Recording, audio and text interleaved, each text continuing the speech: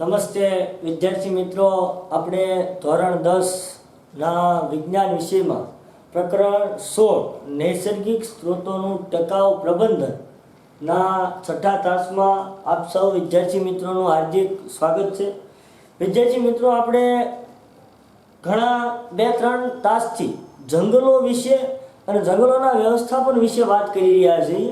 જંગલો અને વન્યજીવોનું સંરક્ષણ કઈ રીતે કરવું જોઈએ અને કઈ રીતે જંગલો અને વન્યજીવોનું સંરક્ષણ થઈ રહ્યું છે. જંગલોને લગતી વ્યક્તિઓ તેમજ વન્યજીવ અને પ્રકૃતિ પ્રેમી વ્યક્તિઓ, જંગલોનું સંરક્ષણ કરતા સ્થાનિક લોકો, જેમાં જંગલોના સંરક્ષણમાં અમૃતા દેવી બિશ્નોઈ સમુદાયનો ફાળો તેમજ 1970માં થયેલું ચિપકો આંદોલન વિશે પણ આપણે કાલે વાત કરી. સાથે સાથે જંગલોની અગત્યતા વિશે વાત કરી અને જંગલોનું પ્રમાણ ઘટે એટલે કે વન આચ્છાદન ઘટવાથી ઊભી થતી વિવિધ સમસ્યાઓ પણ વિશે વાત કરી. આજે પણ વિદ્યાર્થીઓ આપણે જંગલો વિશે જ વાત કરવાની છે. જંગલો અને વન્યજીવોનું સંરક્ષણ શા માટે કરવું જરૂરી છે અને એનું સંરક્ષણ કરવા માટેના કેવા કેવા ઉપાયો હોવા જોઈએ તેની આપણે વાત કરવાની છે. વિદ્યાર્થી મિત્રો, આપણે જોઈએ આજે કે વનોના વ્યવસ્થાપનમાં સ્થાનિક લોકોની ભાગીદારીનું એક ઉદાહરણ. વન્યજીવો અને જંગલોનું સંરક્ષણ કરવા માટે જો સ્થાનિક લોકોની ભાગીદારી લેવામાં આવે, જંગલોની નજીકમાં રહેનારા કે જંગલોની આસપાસના ગામડાઓમાં રહેનારા ગ્રામવાસીઓ અને સ્થાનિક લોકો દ્વારા જો જંગલોનું સંરક્ષણ કરાવવામાં આવે તો તેના લીધે શું ફાયદો થાય છે અથવા તો જંગલોનું સંરક્ષણ થાય કે નહીં તેના વિશે આપણે આજ વાત કરીએ. વિદ્યાર્થી મિત્રો, તો વનોના વ્યવસ્થાપનમાં સ્થાનિક લોકોની ભાગીદારીનું એક આપણે ઉદાહરણ જોઈએ તો ઈસવીસન 1972માં પશ્ચિમ બંગાળના વન વિભાગ પ્રદેશના પશ્ચિમ બંગાળના વન વિભાગ પ્રદેશના દક્ષિણ પશ્ચિમ પ્રદેશના જંગલો કે જ્યાં મોટા ભાગે સાગના જંગલો છે, આ સાગના જંગલો ધીમે ધીમે નાશ થઈ રહ્યા હતા. શું થઈ રહ્યું હતું? આ સાગના જંગલો નાશ થઈ રહ્યા હતા. ઈસવીસન 1972માં પશ્ચિમ બંગાળના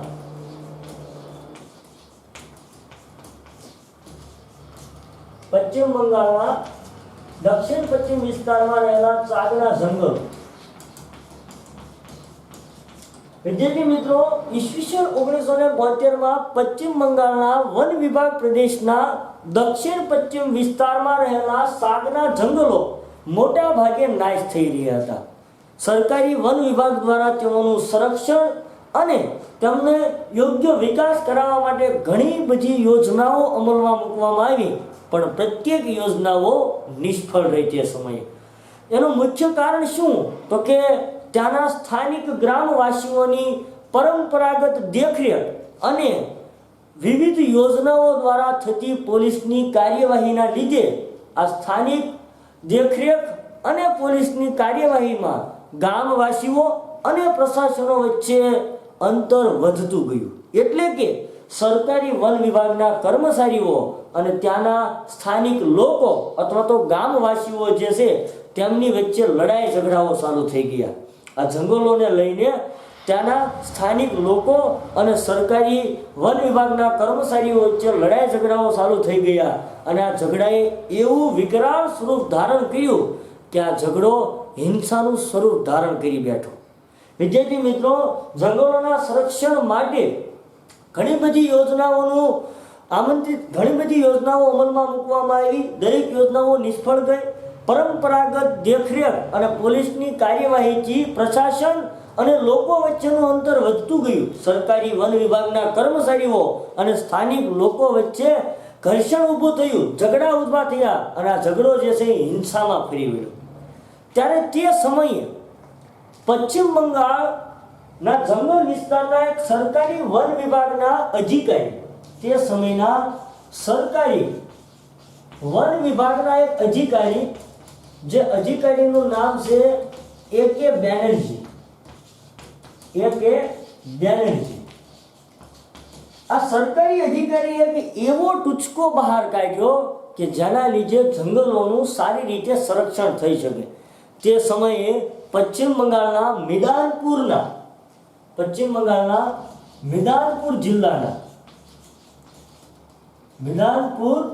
જિલ્લાના જે સાગના જંગલો હતા એ મોટા ભાગના જંગલો નકામા, ખૂબ જ ખરાબ પરિસ્થિતિ અને પડતર સ્વરૂપે હતા.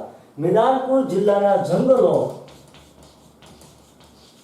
ની ખરાબ પરિસ્થિતિ હતી, જે પરિસ્થિતિમાં આ જંગલો જે છે એ નાશ થવાના આરે હતા.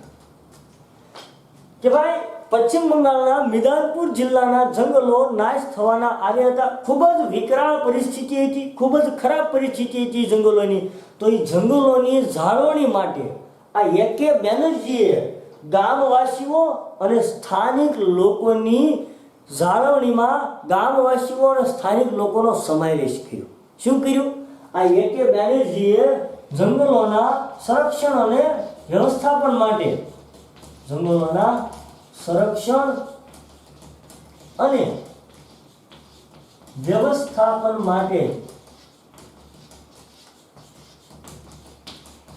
ગામવાસીઓને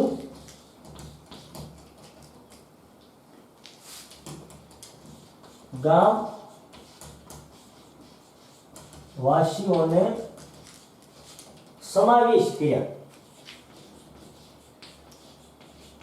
વિદ્યાર્થી મિત્રો, ફરી એકવાર કહું છું કે તે સમયે મિદનાપુર જિલ્લાના જંગલો અને એમાં ખાસ કરીને અરાબાડી વિસ્તારના 1272 હેક્ટર વિસ્તારમાં આવેલા જંગલો, કે આ જંગલો જે છે એ મોટા ભાગે ખૂબ જ ખરાબ પરિસ્થિતિમાં હતા અને જંગલોનું સંરક્ષણ કરવા માટે, એ જંગલોને બચાવવા માટે ત્યારના એકે બેનર્જી દ્વારા જંગલોના સંરક્ષણ માટે ગામવાસીઓનો સમાવેશ કરવામાં આવ્યો.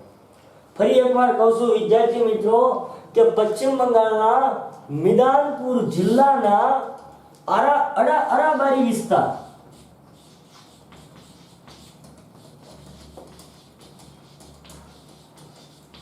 1272 હેક્ટરમાં આવેલા જંગલો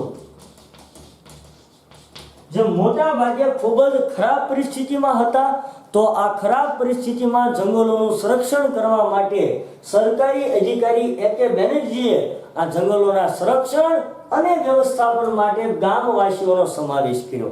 કે ભાઈ ગામના લોકો દ્વારા, સ્થાનિક લોકો દ્વારા આ જંગલો જે છે તેમનું સંરક્ષણ કરવામાં આવે, જંગલોની જાળવણી કરવામાં આવે. એટલે કે સ્થાનિક લોકો જંગલોની જાળવણી કરે. એના બદલામાં આ સરકારી અધિકારી એકે બેનર્જીએ કહ્યું કે ગામવાસીઓ અને સ્થાનિક લોકો જો જંગલોનું સંરક્ષણ કરે તો એના બદલામાં જંગલોમાંથી મળતી નિપજના 25% નિપજ જે છે એ ગામવાસીઓને આપવામાં આવે. જંગલોમાંથી જે નિપજ પ્રાપ્ત થાય એમાંની 25% નિપજ કોને આપવામાં આવે? ગામવાસીઓ જે જંગલોનું સંરક્ષણ કરી રહ્યા છે. સાથે સાથે તો કે જો તે ગામવાસીઓને જંગલોનું બળતણ જોઈતું હોય તો તેમને ઓછી કિંમતે બળતણ આપવું અને એમના પશુઓને ચરાવવા માટે પણ સંમતિ આપવામાં આવી. તો વિદ્યાર્થી મિત્રો, આપ સૌ જાણો છો કે એટલું જો આપવામાં આવે તો ગામવાસીઓ જે છે એ આ જંગલોનું સારી રીતે સંરક્ષણ કરશે. ફરી એકવાર કહું છું વિદ્યાર્થી મિત્રો કે ઈસવીસન 1972માં પશ્ચિમ બંગાળના વન વિભાગ પ્રદેશના દક્ષિણ પશ્ચિમ પ્રદેશના જંગલો ખૂબ જ ખરાબ પરિસ્થિતિમાં હતા. આ જંગલો નાશ થઈ રહ્યા હતા. ઘણી બધી યોજનાઓ અમલમાં મૂકવા છતાં દરેક યોજનાઓ નિષ્ફળ જતી હતી. એનું મુખ્ય કારણ તો કે પરંપરાગત દેખરેખ કરતા ગામવાસીઓ અને કાર્યવાહીથી ચાલતા પોલીસ વચ્ચે સતત ઘર્ષણ અને ઝઘડાઓ થતા રહેતા હતા, જેને લીધે સરકારી વન વિભાગના કર્મચારીઓ અને ગામવાસીઓ વચ્ચે ઘર્ષણ પેદા થતું હતું અને હિંસા પણ બનતી હતી. તે સમયે પશ્ચિમ બંગાળના મિદનાપુર જિલ્લાના અરાબારી વિસ્તારના 1272 હેક્ટરમાં રહેલા જંગલો નાશ થવાના આરે હતા. તો તે સમયે તેના સરકારી અધિકારી એકે બેનર્જીએ આ જંગલોના સંરક્ષણ અને વ્યવસ્થાપન માટે ગામવાસીઓનો તેમાં સમાવેશ કર્યો કે જંગલોનું વ્યવસ્થાપન જે છે એ ગામવાસીઓ અથવા તો સ્થાનિક લોકો દ્વારા કરવામાં આવે. એના બદલામાં તો કે આ જવાબદારી નિભાવવા બદલ ગામવાસીઓને જંગલમાંથી મળતી નીપજની 25% નીપજ આપવાનો અધિકાર આપ્યો. તેમજ જો કોઈને લાકડું ખરીદવું હોય તો તેને ઓછી કિંમતે બળતણ આપવાનું અને પોતાના પશુઓને સરાવવા માટે પણ સંમતિ આપી. આનાથી ગામવાસીઓ જે છે એ ખૂબ જ સક્રિય ભાગીદારીપૂર્વક આ જંગલોનું સંરક્ષણ કરવા લાગ્યા. અને વિદ્યાર્થી મિત્રો, થોડાક જ વર્ષોમાં 1983માં આ જંગલો જે છે એકદમ સમૃદ્ધ બની ગયા અને એમની કિંમત જે છે એ 12.5 કરોડ જેટલી ગણવામાં આવી રહી છે. ત્યારે તે સમયે તેની કિંમત 1983માં જંગલો એટલા બધા સમૃદ્ધ થઈ ગયા કે તેની કિંમત 12.5 કરોડ જેટલી ગણવામાં આવી રહી છે. તો વિદ્યાર્થી મિત્રો, આ ઉદાહરણ દ્વારા આપણે એવું સમજી શકીએ કે જો જંગલોના વ્યવસ્થાપનમાં સ્થાનિક લોકોની સક્રિય ભાગીદારી કરવામાં આવે તો સ્થાનિક લોકો દ્વારા જંગલોનું યોગ્ય રીતે સંરક્ષણ કરવામાં આવે છે, તેની જૈવ વિવિધતા ટકાવી રાખવામાં આવે છે અને સાથે સાથે જંગલોનો સારો વિકાસ પણ થઈ શકે છે. તો વિદ્યાર્થી મિત્રો, આ રીતે જંગલોનું સ્થાનિક લોકો દ્વારા પણ સંરક્ષણ થઈ શકે છે. હવે આગળ વિદ્યાર્થી મિત્રો, આપણા પાઠ્યપુસ્તકમાં એક પ્રવૃત્તિ છે. શું છે? વનોમાં થતા નુકસાનના સંદર્ભે નીચેના મુદ્દાઓ પર ચર્ચા કરો. વનોમાં જે નુકસાન થાય છે એના સંદર્ભે કેટલાક મુદ્દાઓ નીચે આપ્યા છે. એ મુદ્દાઓ પરથી ચર્ચા કરો કે શું નુકસાન થાય, આવા મુદ્દાઓ પરથી શું કંઈ નુકસાન થતું હોય એ વિશે આપણે ચર્ચા કરવાની છે. વનોમાં થતા નુકસાનના સંદર્ભે નીચેના મુદ્દાઓ પર ચર્ચા કરો. પહેલો મુદ્દો છે રાષ્ટ્રીય ઉદ્યાનોમાં પર્યટકો માટે આરામ ગૃહનું નિર્માણ કરવું. રાષ્ટ્રીય ઉદ્યાનોમાં પર્યટકો માટે આરામ ગૃહનું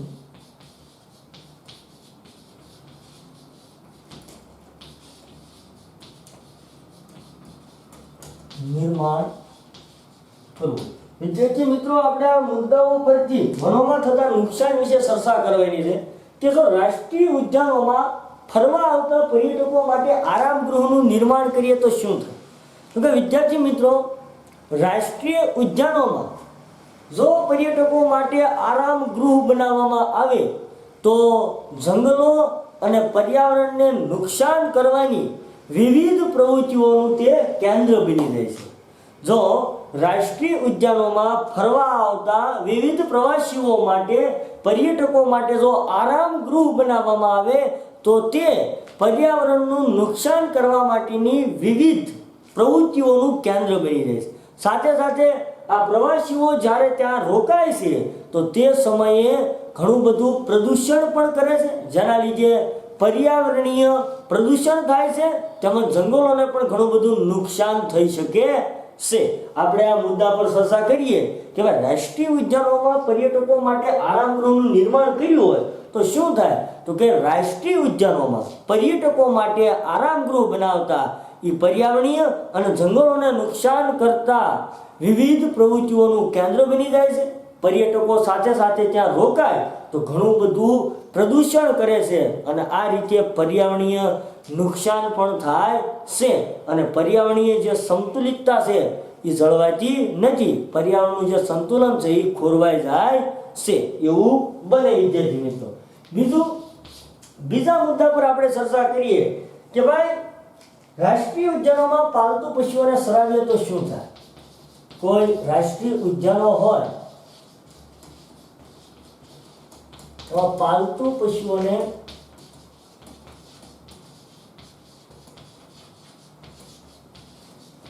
સરાવીએ તો શું થાય? આ મુદ્દા પર ચર્ચા કરીએ.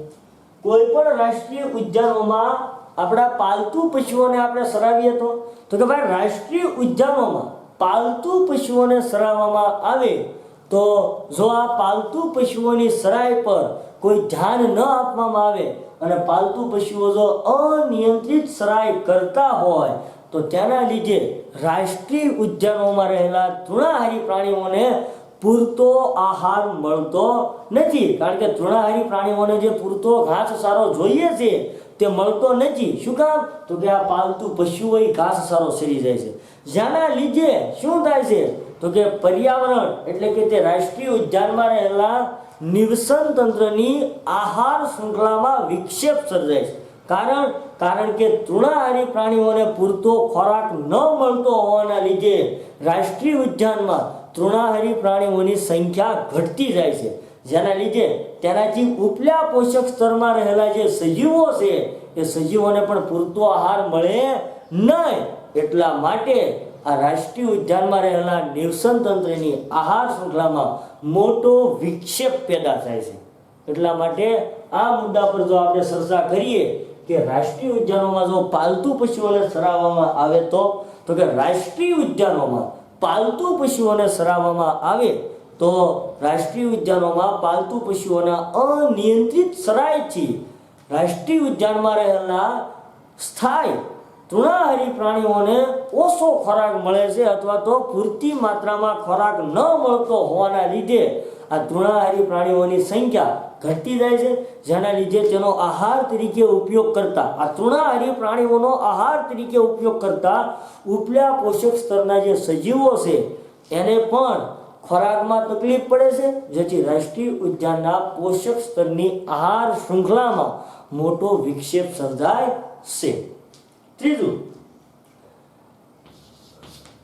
કે ભાઈ પર્યટકો દ્વારા પ્લાસ્ટિકની શીશીઓ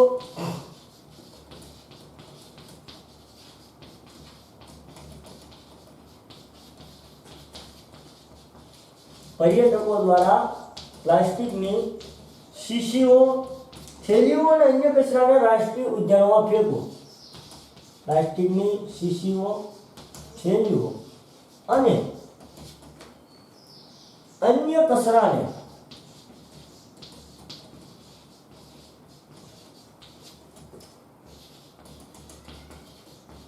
રાષ્ટ્રીય ઉદ્યાનમાં આડેધડ ફેંકવામાં આવે તો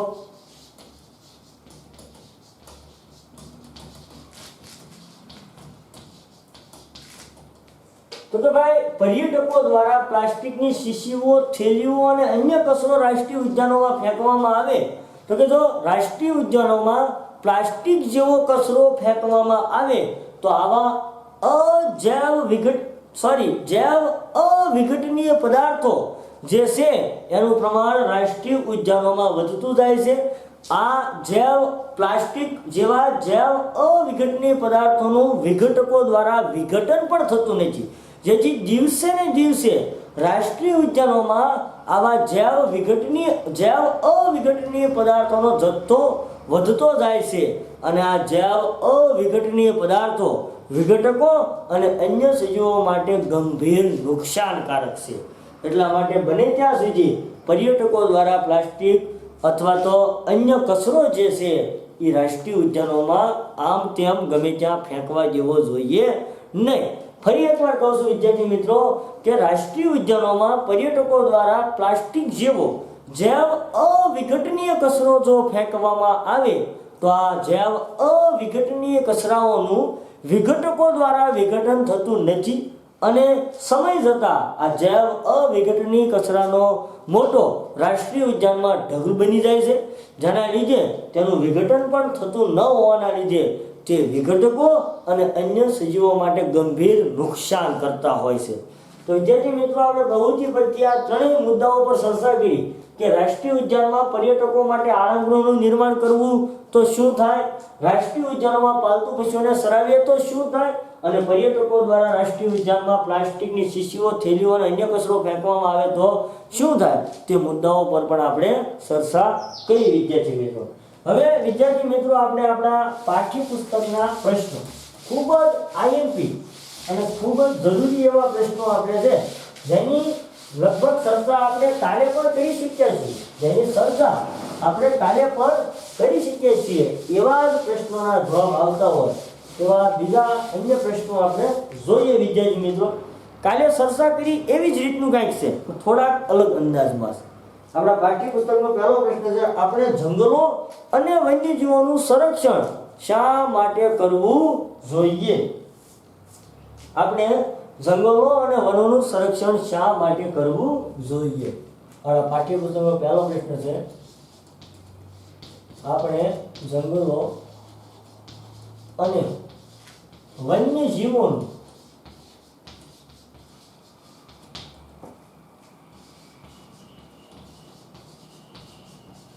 સંરક્ષણ શા માટે કરવું જોઈએ? તો ભાઈ જંગલો અને વન્યજીવો આપણને એવા ત્યાં કઈ રીતે ઉપયોગી છે કે એનું સંરક્ષણ કરવું જરૂરી છે.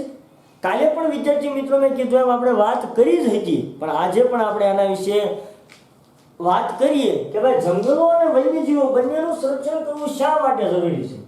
જંગલો અને વન્યજીવો, તો પહેલા આપણે વાત કરીએ જંગલોનું સંરક્ષણ કરવા માટે શું જરૂર છે, જંગલોના સંરક્ષણની આવશ્યકતા શું છે, જંગલોનું સંરક્ષણ શા માટે કરવું જોઈએ. જંગલોનું સંરક્ષણ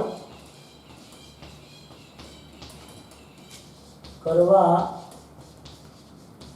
માટેની જરૂરિયાત કેમ છે અથવા તો આવશ્યકતા. જંગલોનું સંરક્ષણ કરવા માટેની આવશ્યકતા કઈ છે અથવા તો એવા તો કયા મુદ્દાઓ છે કે જેના લીધે જંગલોનું સંરક્ષણ કરવું જરૂરી છે.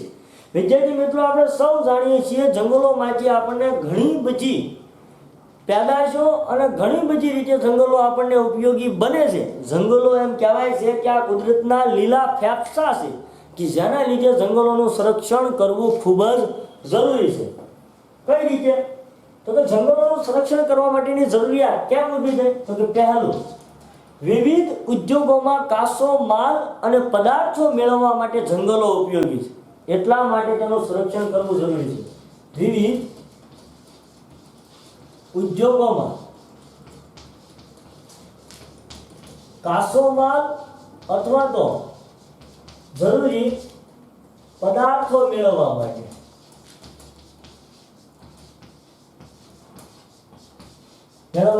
શું જંગલોનું સંરક્ષણ કરવું જરૂરી છે. પહેલા જંગલોની વાત કરીશું, પછી વન્યજીવોની વાત કરીશું. જંગલો અને વન્યજીવોનું સંરક્ષણ શા માટે કરવું જોઈએ? એમાં પહેલા જંગલોનું સંરક્ષણ કરવા માટેની જરૂરિયાત કેમ છે? તો કે વિવિધ ઉદ્યોગોમાં કાચો માલ અને પદાર્થો મેળવવા માટે. બીજું તો કે ફળો, શાકભાજી અને ઘાસચારો મેળવવા માટે.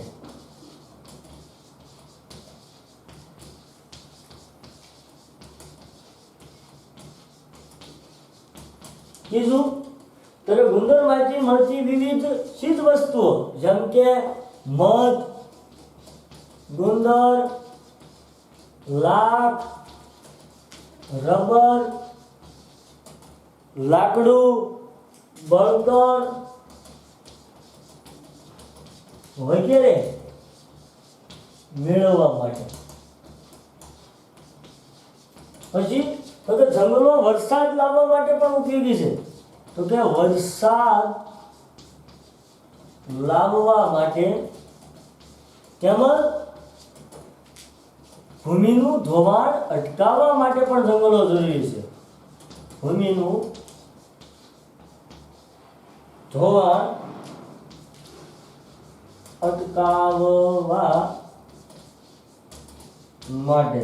તો કે સામાજિક અને આર્થિક વિકાસના સ્ત્રોતો મેળવવા માટે પણ જંગલો જે છે એની નિપજો છે, એ નિપજોમાંથી આપણને સામાજિક અને આર્થિક પણ ઘણો બધો ફાયદો મળે છે. તો કે જંગલો કઈ રીતે? તો કે સામાજિક અને આર્થિક વિકાસના સ્ત્રોતો મેળવવા માટે. સામાજિક અને આર્થિક વિકાસના સ્ત્રોતો મેળવવા માટે.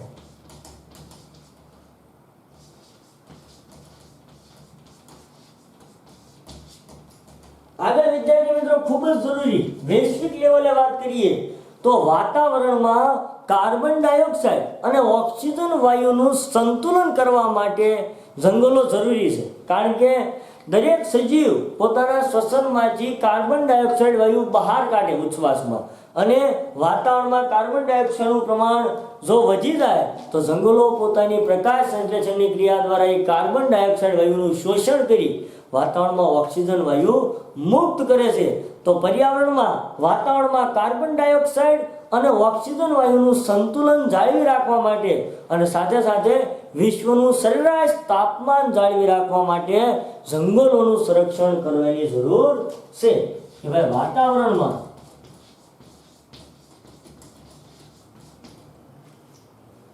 કાર્બન ડાયોક્સાઇડ અને ઓક્સિજન વાયુના સંતુલન માટે તેમજ તો તે વિશ્વના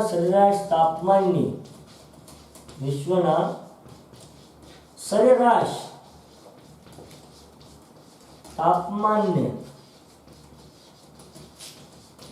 જાળવી રાખવા માટે વિદ્યાર્થી મિત્રો આ એટલા મુદ્દાઓ છે, હજી ઘણા બધા બીજા છે, પણ આ એટલા આપણે જાણીએ છીએ કે આના માટે જંગલોનું સંરક્ષણ કરવું જરૂરી છે. જંગલોનું સંરક્ષણ શા માટે કરવું જોઈએ? તો કે જંગલોનું સંરક્ષણ કરવા માટેની જરૂરિયાત એટલે છે કે વિવિધ ઉદ્યોગોમાં કાચો માલ અને પદાર્થો મેળવવા માટે જંગલો ઉપયોગી છે. ફળ, શાકભાજી અને ઘાસચારો મેળવવા માટે જંગલો ઉપયોગી છે. મધ, ગુંદર, લાખ, રબર, બળતણ, લાકડું વગેરે મેળવવા માટે જંગલો ઉપયોગી છે. વરસાદ લાવવા માટે જંગલો ઉપયોગી છે.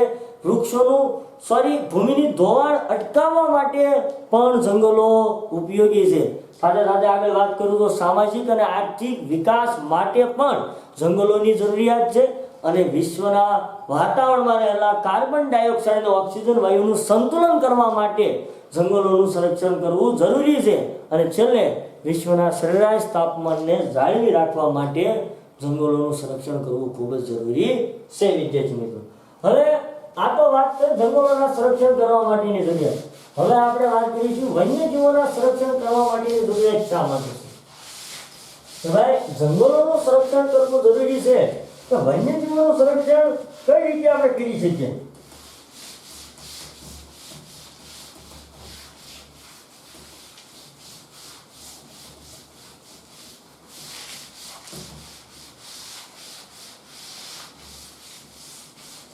તો ભાઈ વાત કરીએ આપણે અત્યાર સુધી જંગલોનું સંરક્ષણ શા માટે કરવું જરૂરી છે. હવે આપણે વાત કરીએ વન્યજીવોની. તો કે વન્યજીવો જે છે એ જંગલોનું નિવસન તંત્રની જાળવણીમાં મદદરૂપ થાય છે. વન્યજીવો એ જંગલોના નિવસન તંત્રની જાળવણીમાં મદદરૂપ થાય છે. સાથે સાથે તો કે કુદરતમાં પર્યાવરણીય સંતુલિતતા માટે જવાબદાર છે. કુદરતની પર્યાવરણીય સંતુલિતતા પણ જાળવી રાખે છે. કે ભાઈ કુદરતમાં પર્યાવરણીય સંતુલન માટે અને જંગલોના નિવસન તંત્રની જાળવણીમાં મદદરૂપ થાય છે વન્યજીવો. કે ભાઈ વન્યજીવો એ જંગલોના નિવસન તંત્રની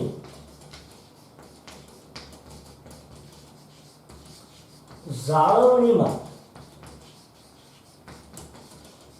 મદદરૂપ થાય છે.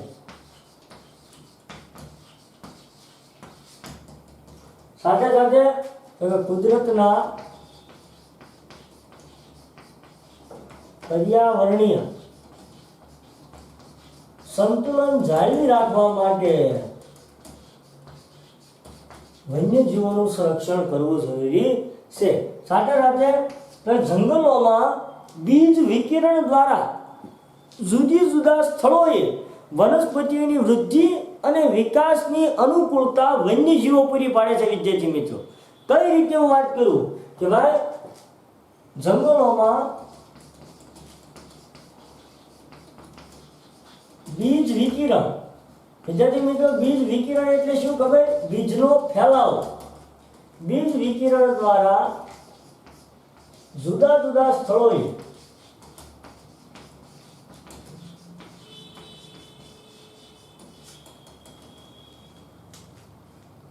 વનસ્પતિની વૃદ્ધિ અને વિકાસ માટે વિવિધ અનુકૂળતા પૂરી પાડે છે.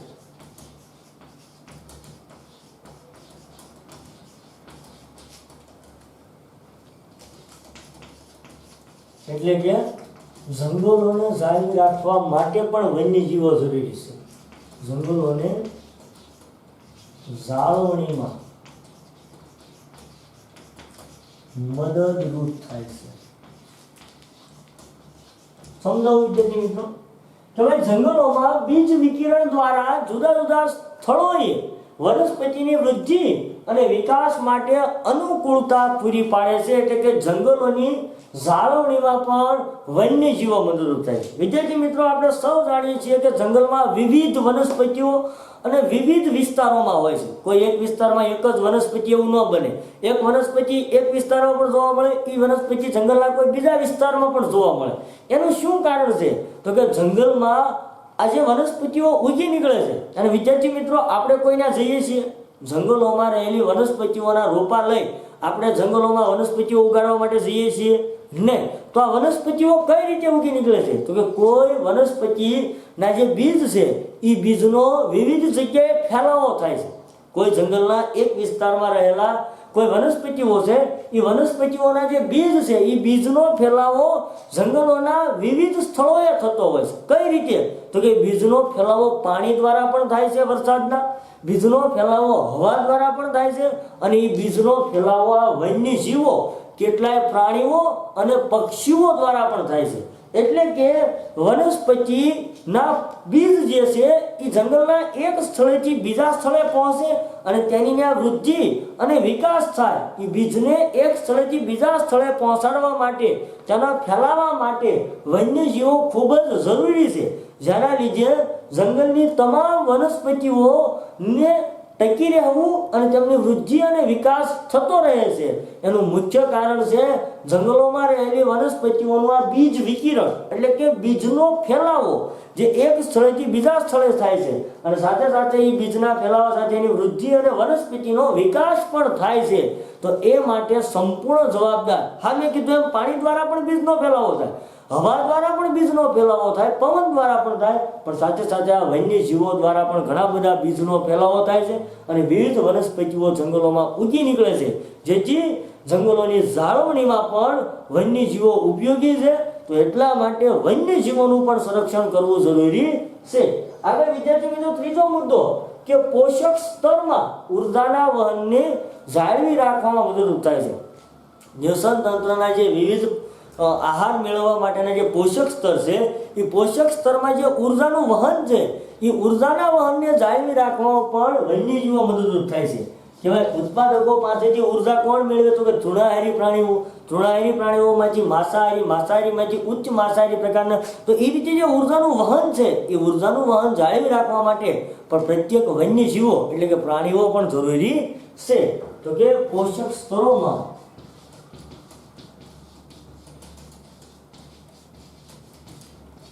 આ ઉર્જાના વહનને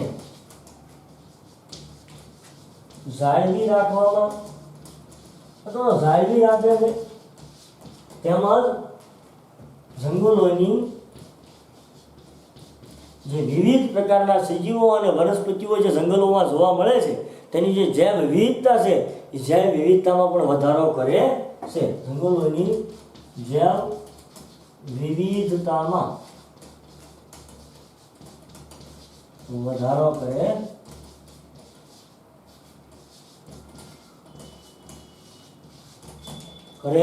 છે. વિદ્યાર્થી મિત્રો, તો કે વન્યજીવોનું સંરક્ષણ કરવું શા માટે જરૂરી છે? તો કે વન્યજીવો એ જંગલોના નિવસન તંત્રને જાળવી રાખવામાં મદદરૂપ થાય છે, તેમજ પર્યાવરણીય સંતુલન માટે પણ મદદરૂપ થાય છે. સાથે સાથે જંગલોમાં બીજ વિકિરણ દ્વારા જુદા જુદા સ્થળોએ વનસ્પતિની વૃદ્ધિ અને વિકાસની અનુકૂળતા પૂરી પાડે છે, અને આ રીતે જંગલોની જાળવણીમાં અને તેના વિકાસમાં પણ મદદરૂપ થાય છે અને છેલ્લે તો કે પોષક સ્તરમાં ઉર્જાના વહનને જાળવી રાખે છે અને વન્યજીવો દ્વારા જંગલોની જૈવ વિવિધતામાં પણ વધારો થાય છે. એટલા માટે સાથે સાથે આપણે વન્યજીવોનું સંરક્ષણ પણ કરવું જરૂરી છે. તો આ વિદ્યાર્થી મિત્રો આપણા પાઠ્યપુસ્તકનો પહેલો પ્રશ્ન, તો જંગલો અને વન્યજીવોનું સંરક્ષણ શા માટે થવું જોઈએ તેના વિવિધ મુદ્દાઓ વિશે આપણે ચર્ચા કરી અને એના ઉપરથી આપણે શીખ્યા કે આ માટે જંગલો અને વન્યજીવોનું સંરક્ષણ થવું જરૂરી છે. હવે વિદ્યાર્થી મિત્રો જંગલો અને વન્યજીવો વિશે છેલ્લી વાત કરી નાખીએ સાથે સાથે, અને અહીંયા આપણે જંગલો અને વન્યજીવોનો જે મુદ્દો છે એ પૂરો થાય કે ભાઈ જંગલો અને વન્યજીવોનું વ્યવસ્થાપન કરવા માટેના ઉપાયો બતાવો. જેમ કે પર્યાવરણીય સંરક્ષણ કરવા માટેના ઉપાયો હોય એવી જ રીતે આ પર્યાવરણમાં રહેલા નૈસર્ગિક સ્ત્રોતો જેમાં જંગલો અને વન્યજીવો એનું ટકાઉ પ્રબંધન એટલે કે તેનો વિકાસ અને તેનું વ્યવસ્થાપન યોગ્ય રીતે કરવા માટેના થોડાક ઉપાયો જે તમે જાણતા હો તે બતાવો કે ભાઈ વન સંરક્ષણ માટે જંગલો વન્યજીવોના વન સંરક્ષણ માટેના કેટલાક ઉપાયો બતાવો. વન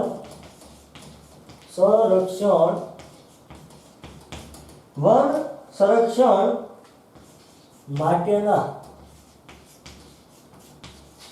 ઉપાયો બતાવો. જંગલો અને વન્યજીવોના સંરક્ષણ માટેના ઉપાયો બતાવો કે આ વન સંરક્ષણ કઈ રીતે થાય. આપણો પ્રશ્ન છે મિત્રો વન સંરક્ષણ માટેના ઉપાયો બતાવો. તો વિદ્યાર્થી મિત્રો આપણે સૌ જાણીએ છીએ કે બળતણ તેમજ ફર્નિચર માટે જે લાકડાનો ઉપયોગ કરીએ છીએ તેમાં જે વૃક્ષોની અનિયંત્રિત કટાઈ થાય છે તેમાં ફરજિયાતપણે પહેલા ઘટાડો કરો એટલે ઓટોમેટિક વન સંરક્ષણ થશે. બળતણ અને ફર્નિચર માટે વપરાતા લાકડા માટે વૃક્ષોની અનિયંત્રિત કટાઈમાં ઘટાડો કરવો. પહેલું વન સંરક્ષણ માટેનો પહેલો ઉપાય શું છે તો કે બળતણ અને ફર્નિચરમાં ઉપયોગી લાકડા માટે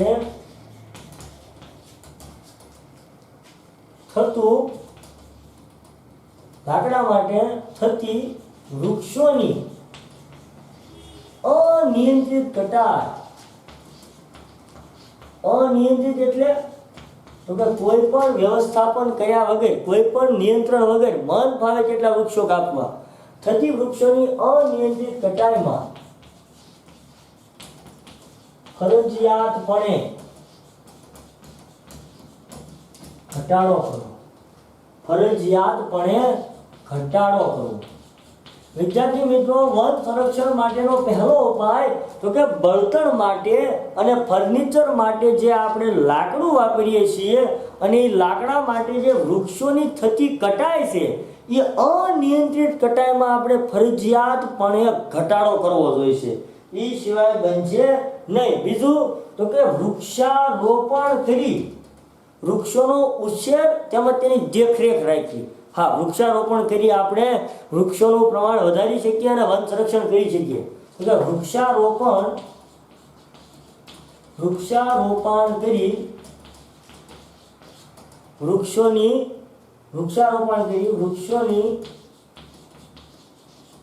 દેખરેખ રાખી. હા, નહીં તો વૃક્ષારોપણ કર્યા પછી કેવું થાય તો કે વૃક્ષ વાવી તો દે પછી એને ટાઈમે પાણી કે ખાતર મળે નહીં તો એનો વિકાસ થાય નહીં. તો કે વૃક્ષારોપણ કરી વૃક્ષોની દેખરેખ રાખવી. સાથે સાથે ઝડપી ઉછેર પામતા વૃક્ષો રોપવા કે જે ટૂંકા ગાળામાં ઝડપી વિકાસ પામતા હોય, જેથી વૃક્ષો જે છે એને ટૂંકા ગાળામાં તમે વધારે ઊંચા અને મોટા કરી શકો.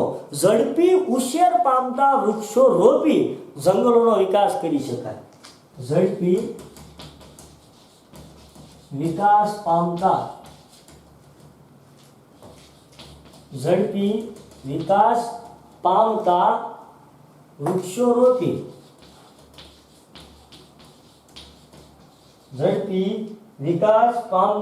વૃક્ષો રોપી જંગલોનો વિકાસ કરવો। વિદ્યાર્થી મિત્રો, વન સંરક્ષણ માટેનું બીજું કારણ કે વૃક્ષોરોપણ કરી વૃક્ષોની દેખરેખ રાખવી તેમજ ઝડપી ઉછેર પામતા વૃક્ષોને રોપી તેમાં જંગલોનો ઝડપી વિકાસ કરવો। ત્રીજું વિદ્યાર્થી મિત્રો આપણે ભણી ગયા કે ભાઈ જંગલોના સંરક્ષણ માટે ગામવાસીઓ અને સ્થાનિક લોકોને સક્રિય ભાગીદારી આપવી। આપણે જોયું કે ભાઈ 1972માં પશ્ચિમ બંગાળના જંગલ વિસ્તારોમાં જે મેદાનપુરના અરાબારી વિસ્તારના 1272 હેક્ટરમાં જે જંગલો હતા એ નાશ થવાના આરે હતા, ત્યારે એક અધિકારી દ્વારા એ જંગલોની દેખરેખ જે છે એ જંગલોનું વ્યવસ્થાપન ગામવાસીઓને સોંપવામાં આવ્યું, સ્થાનિક લોકોને સોંપવામાં આવ્યું કે જેના લીધે એ જંગલો જે છે એ ખૂબ જ સમૃદ્ધ બની ગયા। તો વન સંરક્ષણ કરવા માટેનો એક એ પણ ઉપાય છે કે ભાઈ જંગલોનું સંરક્ષણ અને જાળવણી માટે ગામવાસીઓ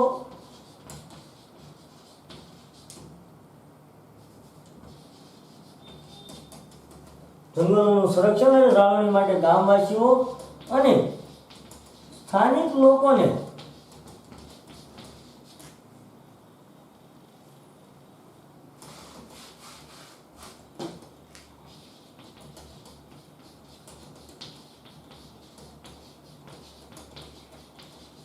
સક્રિય ભાગીદાર કરવા, એટલે કે સ્થાનિક લોકોને જાળવણી માટે ભાગીદારી આપવી।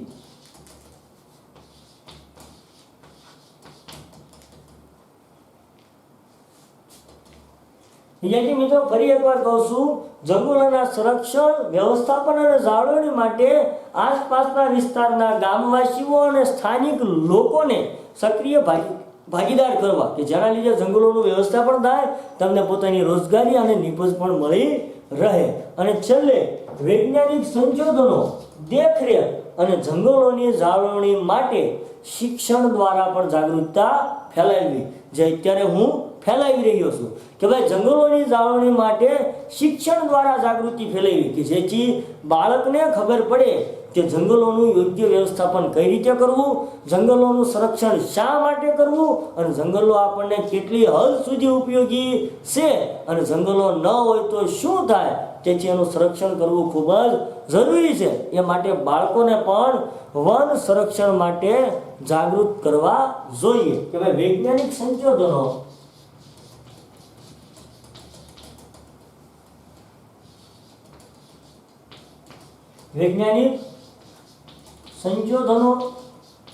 તેમજ દેખરેખ પણ રાખવી જોઈએ।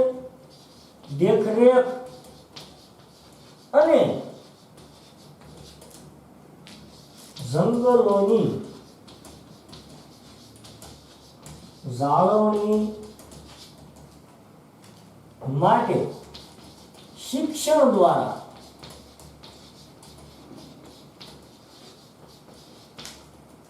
જાગૃતિ ફેલાવવી। વિદ્યાર્થી મિત્રો, જેવું અત્યારે કરી રહ્યો છું કે ભાઈ શિક્ષણ દ્વારા પણ જંગલોની જાળવણી અને વ્યવસ્થાપન માટે જાગૃતિ ફેલાવવી જોઈએ। વિદ્યાર્થી મિત્રો, વન સંરક્ષણ કરવા માટેના કેટલાક ઉપાયો છે જે આપણે પણ કરી શકીએ છીએ। કઈ રીતે? તો કે બળતણ અને ફર્નિચરમાં ઉપયોગી લાકડા માટે થતી વૃક્ષોની અનિયંત્રિત કટાઈમાં ફરજિયાતપણે ઘટાડો કરવો કે જેથી વૃક્ષોની કટાઈ ઓછી થાય। બીજું, વૃક્ષારોપણ કરી વૃક્ષોની દેખરેખ અને સાર સંભાળ રાખવી, સાથે સાથે ઝડપી વિકાસ પામતા વૃક્ષોને રોપીને જંગલોનો વિકાસ કરી શકાય છે। ત્રીજું, તો કે જંગલોનું સંરક્ષણ અને વ્યવસ્થાપન કરવા માટે તેમજ જાળવણી કરવા માટે આપણે ત્યાંના આસપાસના ગામવાસીઓ અને સ્થાનિક લોકોને સક્રિય ભાગીદાર કરવા જોઈએ। અને છેલ્લે વૈજ્ઞાનિક સંશોધનો, દેખરેખ અને જંગલોની જાળવણી માટે શિક્ષણ દ્વારા જાગૃતતા ફેલાવવી જોઈએ। ફરી એકવાર કહું છું વિદ્યાર્થી મિત્રો, આપણે 2-3 તાસથી જંગલો અને વન્યજીવો વિશે વાત કરી રહ્યા છીએ।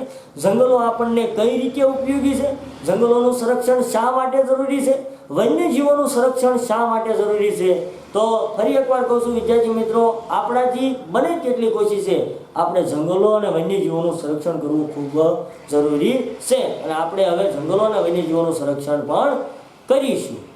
અસ્તુ.